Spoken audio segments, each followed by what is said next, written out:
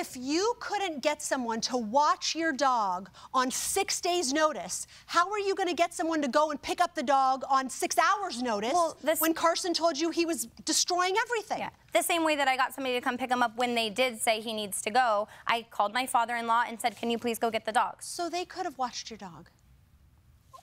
Well, I mean, yeah, they could have, but Carson says they're a professional and agreed to do it. Did you tell Carson this was the first time you were ever leaving the dog? Yes, Carson had all of the information, and we worked together. They offered to watch the dogs because I was nervous about it. Is that true? Heather said she was going to Hawaii and needed a dog sitter. And I said, well, I do some dog sitting. And she said, will you dog sit for me? And I knew he was a puppy. And I also knew that her neighbor had called animal control on her before because of how she keeps her dogs in Oregon City. She doesn't keep them like contained or something. I don't think that's relevant. It wasn't for mistreating the dogs, right? No. It was for the way they're being kept. It was for like them being loose, yeah.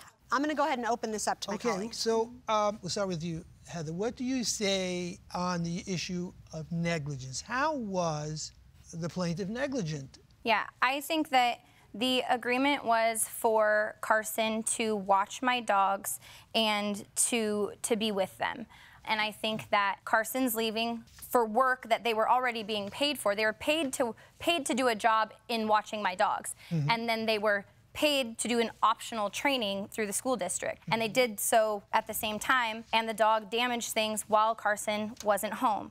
I don't feel like it's my responsibility to pay for damages that occurred while Carson wasn't home with the animals. In addition to that, the list of damages that I was sent in the beginning and the list of damages that are being discussed in this courtroom today are dramatically different. And Carson considers themselves a professional. They dog sit multiple dogs multiple times a month in this specific 600 square foot home. I understand your issue about the damages, but right now, is there anything else that you allege that Carson did was negligent in taking care of your dog? No, I just think that they failed to adhere to our agreement. What other damages in particular did he do? He ate a mesh screen door. He ate a puzzle of mine, an Amish puzzle. It was like a nice wooden puzzle that I got. He ate another pair of my shoes. He ate my dog's bed.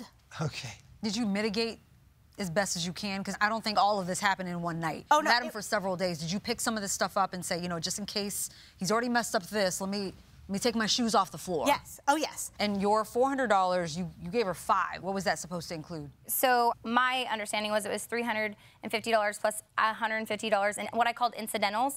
I assumed that to be the plant that I saw that he destroyed, the cleaning fee that they had asked for, and then there's a Fred Meyer receipt that has the zip ties, which I felt like I was responsible for. It was $150 in my opinion. But you didn't give that. Yeah, I did.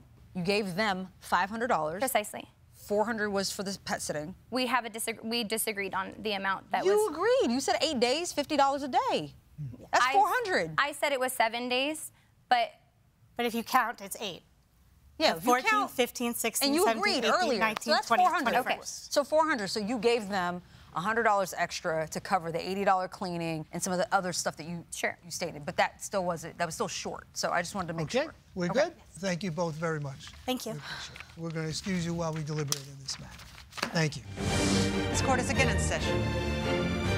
Carson, Heather, we've struggled with this, and what complicates the matter is I think that we're all dog lovers and sympathetic to many of the issues and the responsibilities. And we've concluded that there may be an element of fault on both your parts. So we focused instead on the damages. And we didn't find that your floor was damaged by Waylon, but there were other damages here that we could see and appreciate. So we are finding unanimously in the favor of the plaintiff for $750, and that's the verdict of the court. And thank you both very much.